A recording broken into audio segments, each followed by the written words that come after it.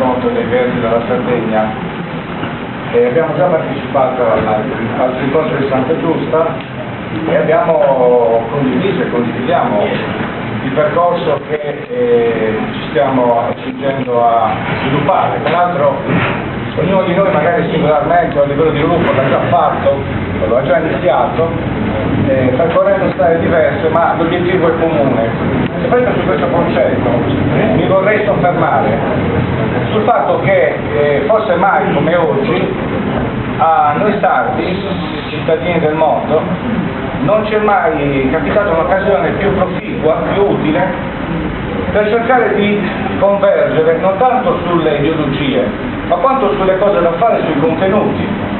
L'occasione del nucleare, dal mio punto di vista, è veramente una opportunità che abbiamo, non solo per consolidare noi stessi una ragionevole certezza della maturità del popolo sardo, che è in fieri, in progress, diciamo così, dall'altra, allo stesso tempo, ci darebbe l'opportunità di raggiungere quel benedetto 33% che non sarebbe raggiunto qualora ci soffermassimo ad esasperare alcuni aspetti che sono solo una parte del discorso. Parliamoci chiaro.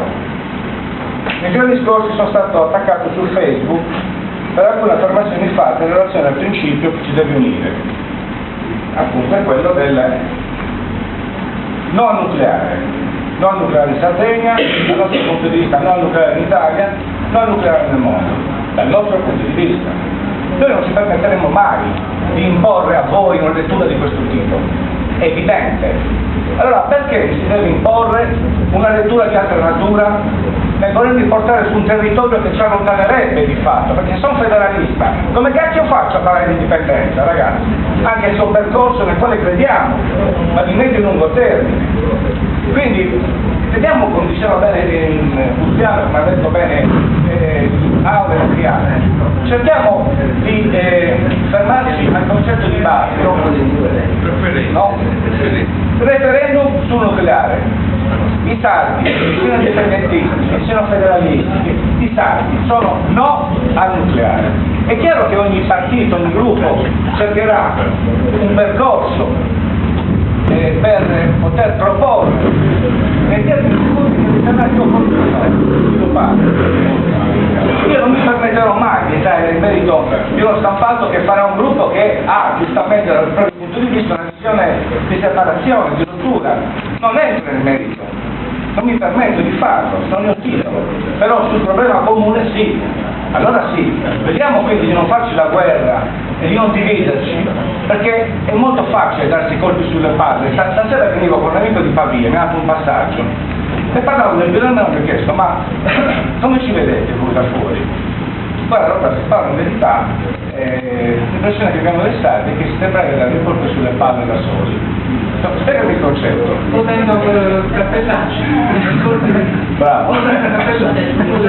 La provincia centro-destra. Ecco, ne abbiamo tante, no? Però un po' di verità c'è, un po' di verità. Superiamo queste cose. No, non è un comizio. Non è un comizio. Ma è fondamentale questo. Non servono neanche poi i commenti del pubblico, è una riunione operativa. Sì, stiamo perdendo tempo. Assolutamente. Stiamo perdendo tempo. Punto di vista no. Abbiamo ascoltato. Io non ho interrotto nessuno. No, ma non è questione di interrompere, non è questione superata, è una questione di operatività. Prendete esempio da bambini, siamo d'accordo su fatti, la proposta che quando facciamo per noi è perfetta, va benissimo. Da un lato c'è così, non